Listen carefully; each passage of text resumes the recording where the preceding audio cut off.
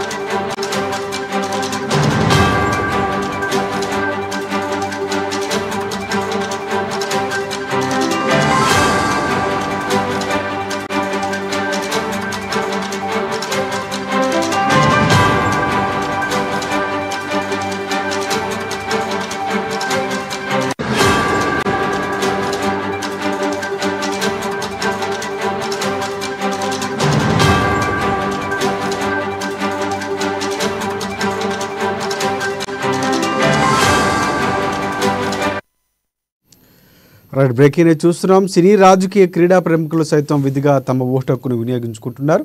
ఇక పోలింగ్ ప్రారంభమైన వెంటనే బూతుల వద్దకు చేరుకొని ఓటు వినియోగించుకునేందుకు క్యూ లైన్లో వేచి ఉన్నారు భారత మాజీ ఉపరాష్ట్రపతి వెంకయ్యనాయుడు అల్లు అర్జున్ జూబ్లీహిల్స్లో ఓటు వేశారు కేంద్ర మంత్రి తెలంగాణ బీజేపీ చీఫ్ కిషన్ రెడ్డి బర్కత్పురాల ఓటు హక్కు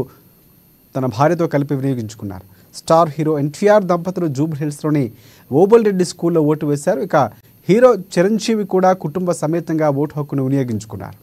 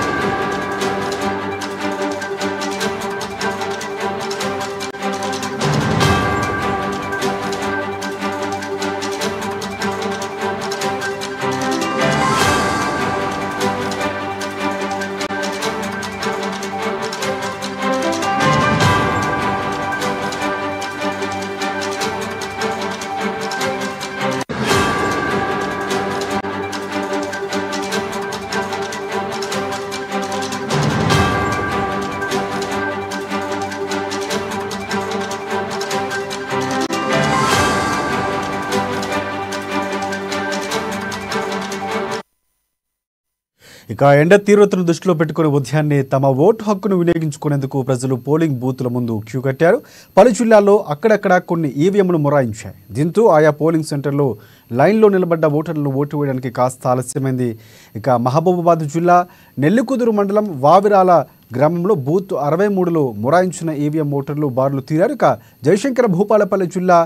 మలహార్లో ఇక మండలం తారేచర్లలో బూత్ నెంబర్ 248లో మొరాయించిన ఈవీఎం పోలింగ్ నిలిచిపోయింది ఇక్కడ దాంతో జగిత్యాల జిల్లాలో 30 నిమిషాలుగా ఈవీఎం మొరాయించడం వల్ల కోరుట్ల మండలం కిషన్ రావు పల్లిలోని ఏర్పాటు చేసిన 109 బూత్లో పోలింగ్ ప్రారంభం ఆలస్యమైంది నిర్మల్ జిల్లాలో లోకేశ్వరం మండలంలోని రాజురా గ్రామంలో 189 పోలింగ్ కేంద్రంలో ఈవీఎంలు మొరాయించాయి. ఇక నాగర్ కర్నూలు జిల్లా అమరాబాద్ మండలం వెంకటేశ్వర్లాబాద్ సంబంధించి గ్రామంలో ఈవీఎంలు మొరాయించడంతో పోలింగ్ ఆలస్యంగా ప్రారంభమైంది. ఇక మెదక్ జిల్లా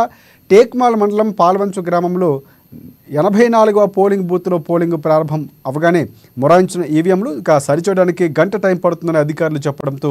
అక్కడి నుంచి ఓటర్లు వెనుదిరిగారు. ఇక రాజన్న సిరిసిల్ల జిల్లా చందుర్తి మండలం మర్రిగడ్డలోని పోలింగ్ బూత్ నెంబర్ 111లో ఈవీఎంలో సాంకేతిక లోపం కారణంగా 30 నిమిషాలుగా పోలింగ్ ఆలస్యం ప్రారంభమైంది. ఇక నగరంలోని మణికొండలో కూడా ఈవీఎంలు మొరాయించాయి. దీంతో ఓటర్లు వెనుదిరగాల్సిన పరిస్థితి నెలకొంది. దీంతో అధికారులు చక్కదిద్దే ప్రయత్నం చేస్తున్నారు. కాస్త ఆలస్యమైన పోలింగ్ ప్రారంభమవుతుందని వెల్లడిస్తున్నారు.